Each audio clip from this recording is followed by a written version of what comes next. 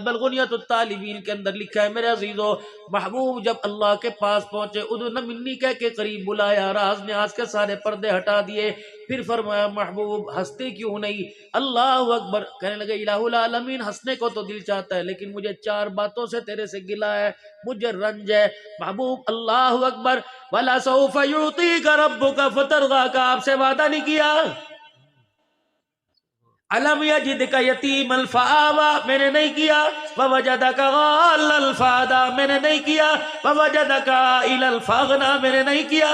یہ اللہ سب کچھ کیا لیکن اللہ مجھے 4 باتوں کا گلہ ہے۔ پہلا گلہ، یا اللہ پچھلی امتوں کے قد 80 فٹ 60 ہاتھ کے بنا دیے، 125 فٹ کا قد ہوتا، اللہ میری امت کا قد 4 فٹ کا کیوں بنایا، 5 فٹ کا کیوں بنایا؟ جب سردار امت ہے تو قد بھی اونچا ہونا چاہیے تھا۔ فرمایا محبوبہ بعد میں بتاؤں گا، پہلے ہنس کے دکھا۔ حضور فرماتے میں نے ہنس کے دکھایا۔ فرمایا اس کی بھی میری حکمت ہے، جا اپنی امت سے جا کے کہہ دینا میں نے تمہارا قد چھوٹا کیا، میں نے تمہارے پریشان کیا۔ اے میرا نبی جس کا 125 فٹ کا قد ہوتا، بتا وہ مکان کتنا بڑا بناتا؟ اللہ اکبر، اسے بھوک لگتی تو کتنے من آٹا کھاتا؟ میرے محبوبہ پھر تو تیری امت مکان بنانے میں، کپڑے بنانے میں، آٹا روٹی پکانے میں لگی رہتی۔ محبوبہ جس کا 125 فٹ قد کر دیا، بتا اس کے کپڑے کو کتنے تھان لگتے؟ تیری امت کا قد چھوٹا کیا تاکہ 3.5-4 میٹر میں گزارا ہو جائے۔ اللہ اکبر، پچھلوں کے قد بڑے کر دیے، میدے بڑے کر دیے، وہ روٹی کھانے پکانے کے چکر، مکان کے چکر میں رہے۔ تیری امت کا قد چھوٹا کر دیا 4 میٹر میں گزارا ہو جائے، میدا چھوٹا کر دیا 2 روٹیوں میں گزارا ہو جائے، تاکہ وہ مجھے یاد کرنے والے بن جائے، خدا ان پہ رحمت برسانے والا بن جائے۔ محبوب راضی ہو آپ کا؟ جی۔ اگلی شکوہ بتاؤ، کرو جی سوال۔ کہنے لگے یا اللہ کا جی۔ فرمایا میری امت کو کمزور کیوں کر دیا؟ پچھلی قوم میں تو یوں کر کے ہاتھ میں درخت پکڑتی تھی، اکھاڑ کے پھینکتی تھی، 500 من کا پتھر اٹھا لیا کرتی تھی، یوں کر کے پہاڑوں میں انگلی مار کے سوراخ کی کرتی تھی، ناخن مار کے مکان بنا لیا کرتی تھی۔ یا اللہ میری امت کو کمزور کیوں کر دیا؟ فرمایا محبوب اس کے اندر بھی ایک راز ہے۔ اللہ کون سا؟ فرمایا پچھلوں کو میں نے طاقتور بنایا، انہوں نے کہا نہیں کہ انا ربکم الاعلی، انہوں نے اپنے طاقت کے بوتے پر خدائی کا دعویٰ کر دیا۔ میں نے تیری امت کو کمزور بنایا تاکہ چادر 4 دیواری میں بندے ہی بن کے رہے، خدا بن کے نہ رہے۔ محبوب آپ راضی ہو کہ نہیں؟ کہ جی اللہ میں راضی ہوں۔ یا اللہ مجھے ایک اور غم ہے، وہ غم کیا ہے؟ اللہ عمریں کیوں چھوٹی کر دی؟ کسی کی عمر 300 سال، کسی کی 400، کسی کی 500، میری امت کی عمر چھوٹی کیوں کر دی؟ محبوب آپ کو یہ فکر ہے؟ کیا فکر ہے؟ یا اللہ عبادتیں زیادہ کرتی، سجدے زیادہ کرتے، قیامت کے دن 400 سال کی عبادت لے کے آئے گا، میری امت 50 سال کی لائے گی۔ فرمایا میرا حبیب میں نے اس کا بھی التزام کر دیا، لیلۃ المبارکہ دے دی، لیلۃ القدر دے دی، میرا حبیبہ عمر اتنی سی دے دی، لیکن ایک رات میں جاگنے کا ثواب میری اتنا دے دیا، ایک رات میں 2 نفل پڑھنے کا ثواب اتنا دے دیا، جو لیلۃ القدر کی رات میں 2 نفل پڑھے گا اسے 84 سال 4 مہینے جاگنے کا ثواب مل جائے گا۔ میرا محبوبہ جس کی زندگی کے اندر 27 مرتبہ لیلۃ القدر آئی، بتا اسے کتنے 100 سال کی عبادت کا ثواب ملے گا۔ اب تو مسکرا، حضور مسکرائے، اللہ کے نبی فرمانے لگے میرا حبیب اب بتائیے آپ کو کس چیز کا گلا؟ یا اللہ جب سردار امت ہے تو سب سے آخر میں اس امت کو کیوں بھیجا، پہلے کیوں نہیں بھیجا؟ فرمایا ذرا ہنس کے دکھا۔ اللہ جی کیا کروں؟ ذرا ہنس کے تو دکھا۔ محبوب فرمانے لگے میں ہنسا۔ اب فرمایا میرا محبوب آدم علیہ السلام ان کے ماننے والے کب سے قبروں میں پڑے ہیں، ابراہیم ان کے ماننے والے کب سے قبروں میں پڑے ہیں، اسماعیل ان کے ماننے والے، نوح ان کے ماننے والے کب سے قبروں میں پڑے ہیں۔ محبوبہ میں تیری امت کو آخر میں لے کے آیا تاکہ جنت میں جانے کے لیے زیادہ دیر قبر میں انتظار نہ کرنا پڑے۔ اللہ اکبر، اس بات پہ تو راضی نہیں کہ آئی سب سے آخر کے اندر، جنت کے اندر سب سے پہلی چلی جائے گی؟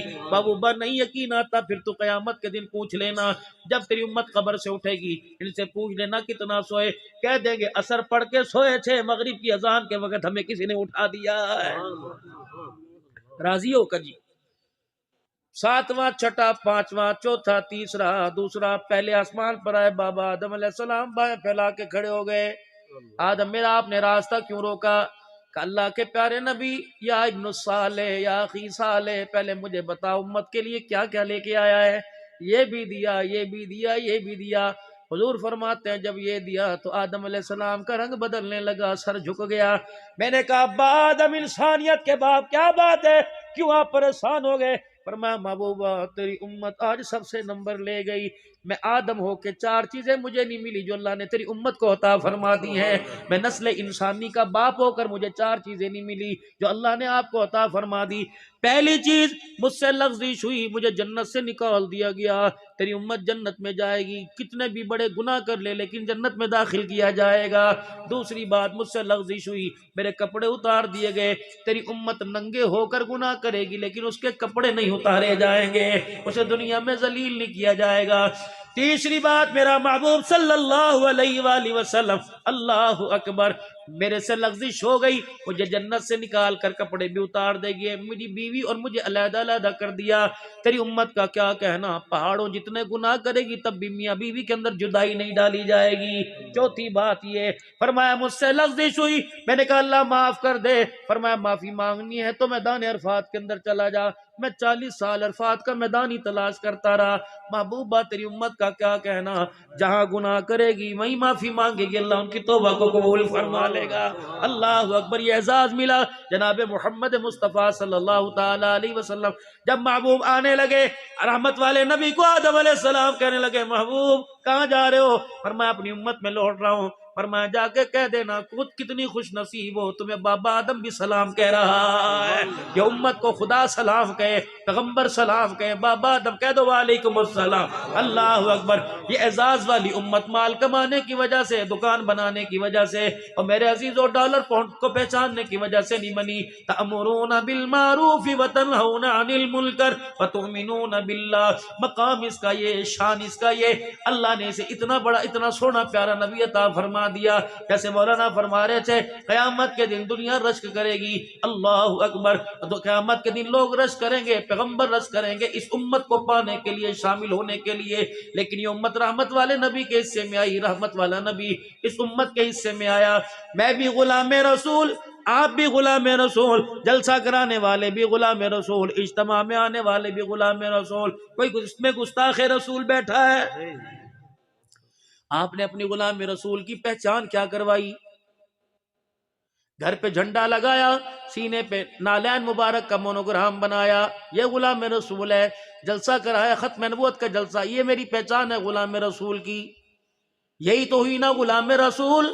اللہ اکبر میرے عزیزو، 6-7 دسمبر کو میں حضرت بلال حبشی رضی اللہ تعالیٰ عنہ کی قبر کے پاس جا کے بیٹھ گیا، اعزازی طور پہ اندر قبر کا دروازہ کھول دیا گیا، ہم نیچے سیڑھیاں اترے، حضرت بلال کی حقیقی قبر پر چلے گئے، حضرت پیر محمد شاہ صاحب ایک طرف، میں ایک طرف، حبیب الرحمان توسی صاحب ایک طرف، میں نے یوں کر کے بلال کی قبر کو گلے سے لگا لیا اور آپ کے سرانے میں نے یوں کر کے سر رکھ لیا۔